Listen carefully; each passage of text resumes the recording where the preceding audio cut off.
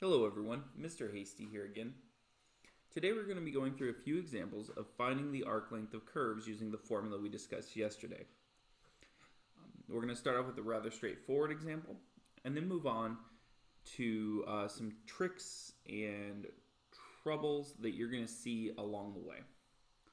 So this first example is simply, the only thing tricky about it is that it is an x equals y cubed minus 3y squared minus 4y equation. So we're going to have to do things in kind of the opposite perspective that we normally do. So we're going to be finding the arc length of this curve from y equals -2, which would be right here. So that would be somewhere around there. This is an approximation. I don't know if that's the correct x value. Until y equals 3, which would be over here somewhere. So we're finding the distance of that curve along this path. Now, to do so, we're going to implement the formula I gave yesterday. We're going to use the one that's set up for y's, which is L equals the integral from c to d. Now we use c to d just because that's what we use for y's. We use a to b for x's and c to d for y's. Square root of 1 plus dx over dy. Now this is weird because normally it says dy over dx. We're used to that. But in this case, we're taking the derivative in kind of the opposite form. So we're going to start out by figuring out what exactly are my bounds and what exactly is this derivative. So the bounds are easy. If we're going from y equals -2 to y equals 3, those are my bounds. All right. Now we have to figure out what is dx over dy. Well, dx over dy would just be the derivative of our x equation as if it was normally a y equation. So this is going to be 3y squared minus 6y minus 4. Some of you might remember that the last time we did this, something like this, we had to put y primes there. That is not going to be the case here. It could be done that way, but we're not going to do it that way. We don't need to do it that way because we're not looking for y prime, we're looking actually for x prime. And so we plug all that information into our formula, going from -2 to 3 because those are the bounds it gives. And again, this is just a formula. If you want to know why this formula works, I have another video dedicated to that. Square that quantity, dy. Now we're going to have to do this. We're not going to do this one by hand. We're going to do a couple later by hand. We're going to end up using a calculator for this one. Now a couple quick notes about using your calculator. Number one, you can just replace your y's with x's when using a TI model calculator and do everything in terms of x's and it'll work out just fine. The second thing is these functions can actually be rather difficult for your calculator to do. It takes them a while to process the information. So sometimes your calculator will sit there crunching out these calculations for maybe even up to 20-30 seconds. And you'll be like, why isn't it doing anything? Just be patient. So when we do that, we get an approximate distance of 29.329 units. All right, let's move on to our second example. All right, so this is a rather weird one. We're going to find the arc length of the curve generated on 0 to 2, and when they list them like this, it usually means x coordinates, by the curve y equals the integral from 0 to x of the quantity sine t minus t, quantity dt. So this is odd. It has t's in it. It has an integral in it. We're not used to working with stuff like that. So we do know our bounds. Our x bounds are from 0 to 2. But we have to figure out what is our derivative. What is dy over dx? And we actually did this back in chapter 5. The derivative of an integral from 0 to x, given by the fundamental theorem of calculus, can simply be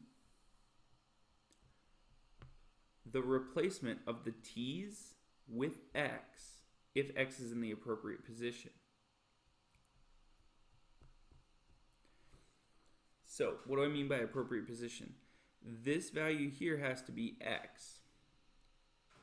Now, if the bottom value is x, we have to use some properties. We have to use a negative to flip it over. If it's not x, we might have to do something along the lines of a chain rule.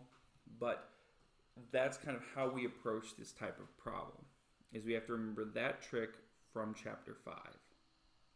So the derivative of an integral is typically just the function inside the integral with the variables replaced, as long as we're going from a constant to x. Now, we're going to go ahead and take that as our derivative, and remember that the formula is length equals the integral from a to b. I'm using a and b here because we're using x of the root of 1 plus dy over dx squared dx. Now, sometimes these are doable by hand if things simplify pretty nicely. Other times they're not. And so there's one section of the homework that's going to ask you to do them by hand, and there's another section that is going to say that you can use your calculator. Pretty much, if it doesn't say to do it by hand or do it analytically, just use your calculator. So given that this is going to be rather messy, we'll go ahead and use the calculator here. And we get about 2.164 units. All right. Even though that required a trick, it's pretty straightforward. On to example 3.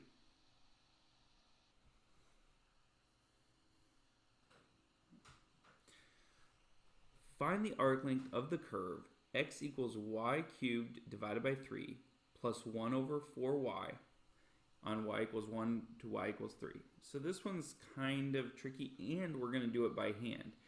And it is going to require some messy algebra to do by hand.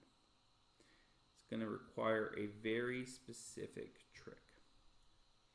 So what does this mean? On y equals 1 is right here. So about right there. To y equals 3, 2, 3, about somewhere over here. So we're finding this distance along the curve. Now, our bounds are given to us, y equals 1 to y equals 3, but we need to find our derivative, dx over dy. And if we take the 3 out in front, that's going to cancel the 3 out in the bottom, so we're just going to end up with y squared. Remember that 1 over 4y is the same as 1/4 y to the negative 1. So doing the derivative of that, we would get negative 1/4 y to the negative 2.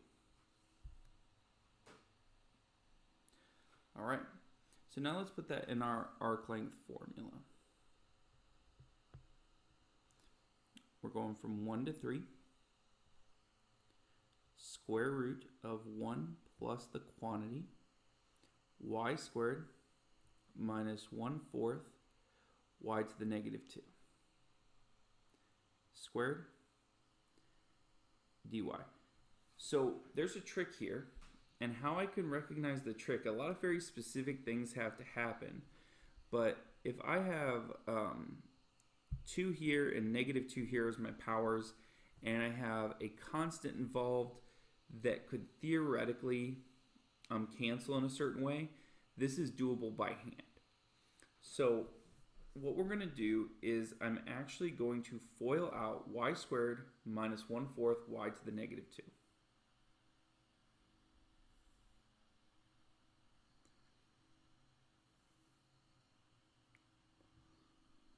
So we're going to get y squared times y squared, which is y to the 4th. Now, when you multiply the middle terms, y squared times negative 1/4 y to the negative 2, y squared times y to the negative 2 is y to the 0, which would be 1. So off to the right here, if we think about that, y squared times negative 1/4 y to the negative 2 is going to be negative 1/4 y to the 0. And because y to the 0 is 1, that's just going to be negative 1/4. So we're going to get minus 1/4. And then we're going to get it again. Because when you FOIL, the first times the first is y to the 4th. First times the outside, outside times outside is going to give us negative 1/4. Inside times inside is going to give us negative 1/4. And then last times last is going to give us positive, because negative 1/4 times negative 1/4 would be positive 1/16. Y to the negative 2 times y to the negative 2 is y to the negative 4.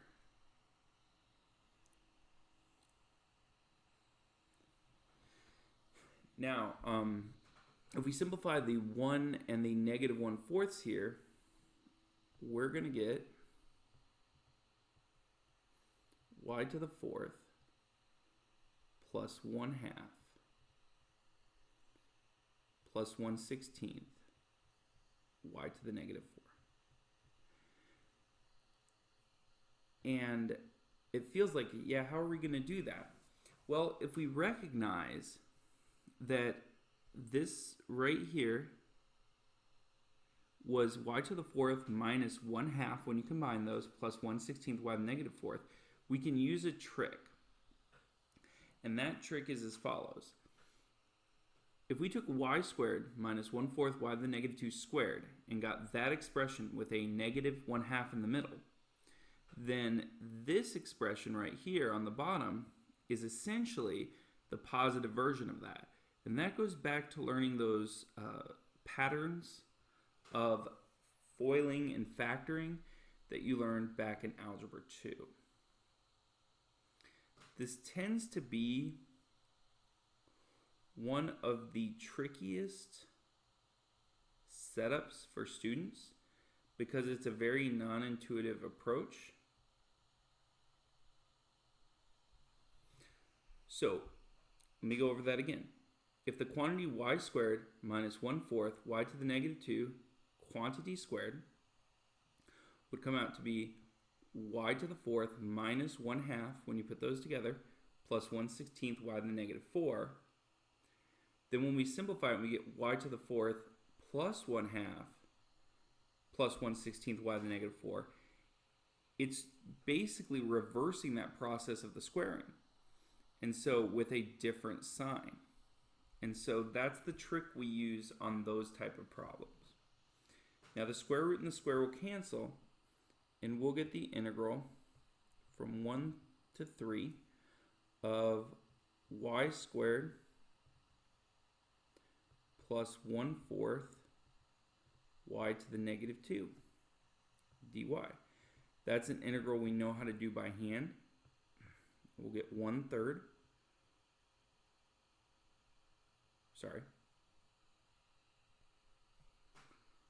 Y cubed. Let's see. We're going to add 1. So we're going to get negative 1/4 y to the negative 1, evaluated from 1 to 3. And when we plug 3 in, we're going to get 3 cubed 27 divided by 3 is 9. And this is 1/4. 3 to the negative 1 is 1/3, so minus 1/12. Minus quantity 1/3 minus 1/4. And when you do all that arithmetic, you're going to get 8 5/6 units.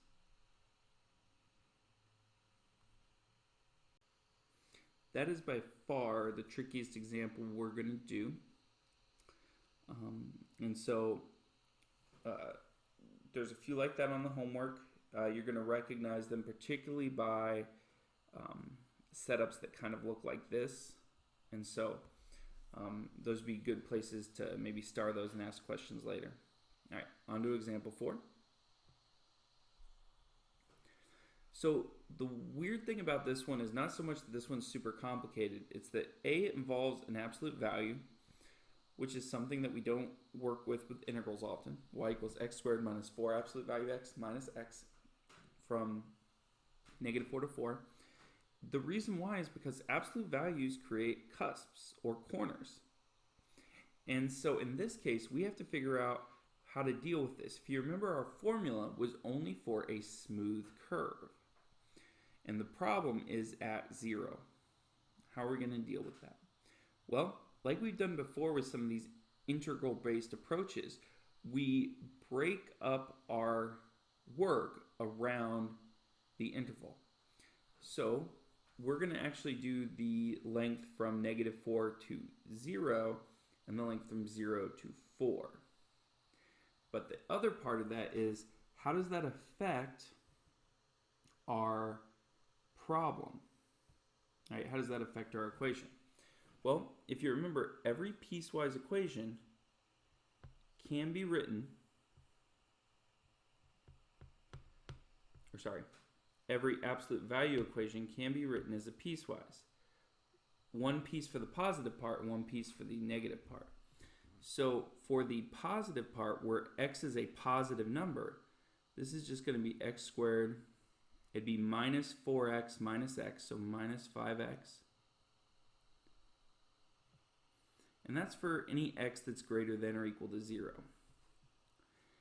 Now, for the negative side, where x is less than 0, x would be flipped there. So that'd be equivalent to saying x squared minus 4 times negative x, or plus 4x minus x. So that's going to be x squared plus 3x. So let's make sure we're good on that. When we're on the negative side, that x in there is essentially made into a negative x. It's a negative sign right there. And if we do this out, x squared plus 4x minus x is x squared plus 3x. So we're going to use the top equation for the right half of the distance. That's to 4. And the bottom equation for the left half. So we're going to do the integral from negative 4 to 0. Now that is the original function. We still have to do the derivative of it. But we can do that pretty easily. We're pretty good at derivatives like that. So the derivative from negative 4 to 0, we're using the bottom equation in the piecewise. We would get 2x plus 3, quantity squared, dx. And then we're going to add to that the integral from 0 to 4 of the square root 1 plus the quantity 2x minus 5 quantity squared dx. And so we calculate each of those separately and then add them together. For the first one, we're going to get approximately 9.778. And for the right side, we are going to get 9.778 again, giving us a total